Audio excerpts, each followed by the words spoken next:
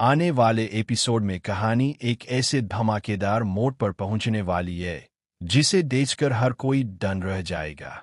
जी हाँ, इस बार जो ट्विस्ट दिखाया जाएगा वह न सिर्फ चौंकाने वाला होगा बल्कि कई रिश्तों की असली सच्चाई भी सामने ले आएगा। हमेशा की तरह एक बार फिर सारिका अपनी सारी हदें पार करती नजर आएगी, लेकिन इस बार उसके इस ड्रामे का अंजाम पहले से कहीं ज्यादा करारा होने वाला है। जिस चाल को वह बहुत चालाकी से रचती है, उसी में वह खुद बुरी तरह फंस जाती है और अंत में उसे चंद्रिका के हाथों एक जोरदार थप्पड़ खाना पड़ता है। असल में होता यह है कि उस दिन घर में कुछ बड़े इन्वेस्टर्स आने वाले होते हैं। पूरे घर में तैयारी चल रही होती है, माहौल बिल्कुल प्रोफेशनल और गंभीर बना हुआ होता है।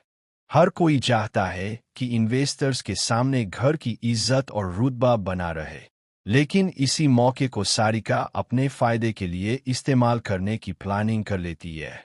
वह जानबूझकर उसी कंपनी से एक खूबसूरत बुके और महंगा सा गिफ्ट मंगवाती है जिस कंपनी में अब देव काम कर रहा होता है। सारिका को पहले से पता होता है कि ऑर्डर देव के पास ही आएगा और वही इसे डिलीवर करने घर तक पहुंचेगा।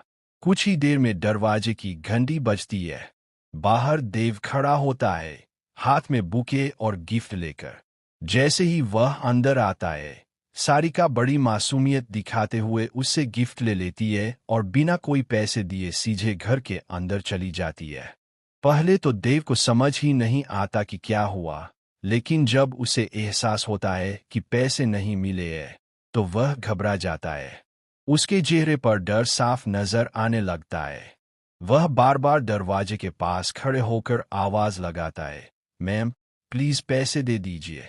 अगर पैसे नहीं मिले तो मेरी सैलरी से कट जाएंगे, प्लीज समझिए। लेकिन सारिका जानबूझकर उसकी बात अनसुनी कर देती है।